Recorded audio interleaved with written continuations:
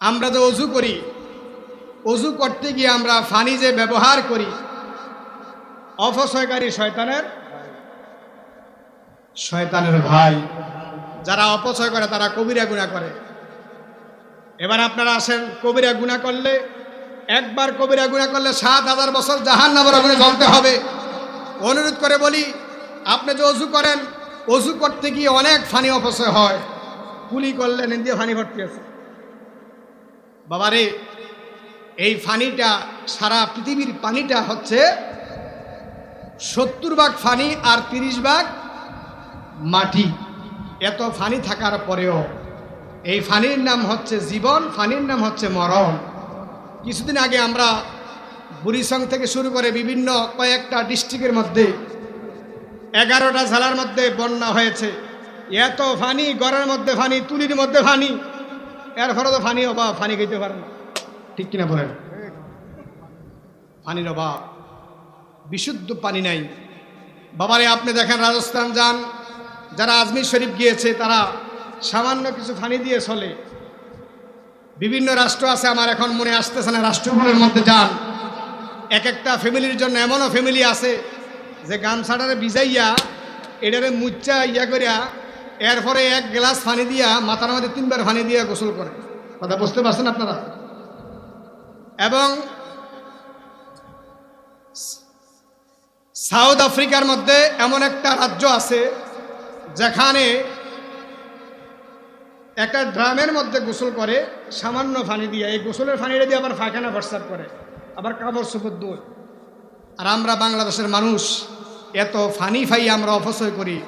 বাবারে, অপচয় করবেন না। এই যে পানির লেয়ারটা আসেনি নদীর এই মাটির নিচে, এটা আমরা আল্লাহ পাক একটা নেয়ামত দিয়েছেন।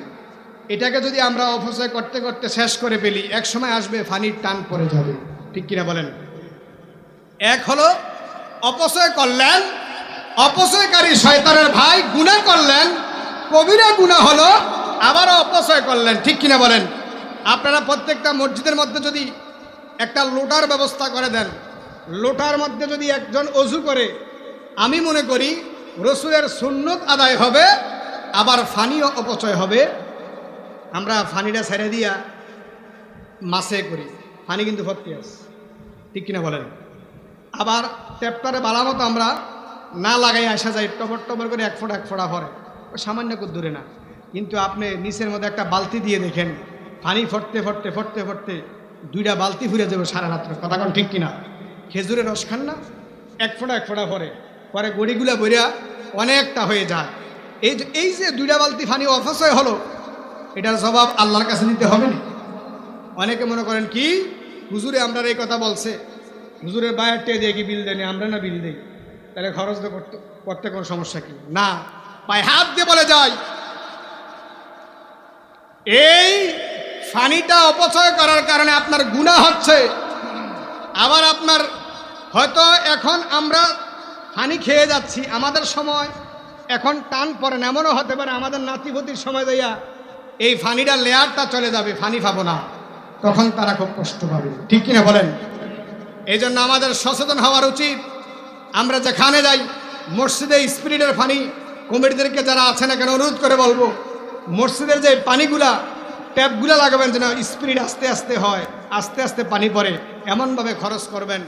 লোটার মধ্যে রেখে যদি গোসল এই অজু করেন, আবার হুজুর যেই পানি দিয়ে মাত্র 3.5 কেজি না 2.5 কেজি 4 কেজি পানি দিয়ে হুজুর গোসল করতেন, অথচ 5 কেজি 4-5 কেজি পানি দিয়ে গোসল করতেন, আর অথচ আমরা বালতির ভর বালতি পানি দিয়ে আমরা গোসল করি। ঠিক কিনা বলেন? পায়ে হাত দিয়ে বলে যায় অনুরোধ। আরেকটা বিষয় হচ্ছে, আমরা অনেক জায়গার মধ্যে গ্যাস ব্যবহার করি, আছে না? দুপুরবেলা হইলে গ্যাস নাই, খানা রান্না বান্না করতে পারে না।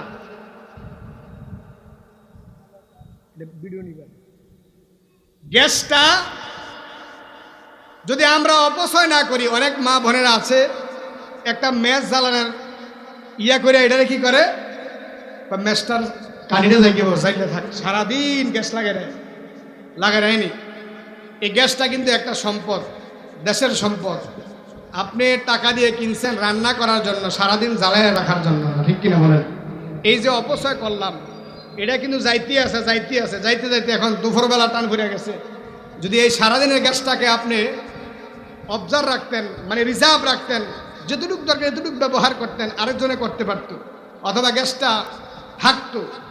এইভাবে আমাদের অপচয় করতেছি। এই অপচয় করার কারণে আপনার কবিরা গুনাহ হচ্ছে, আপনি জাহান্নামের আগুনে জ্বলতে হবে। কথা বলেন ঠিক কিনা?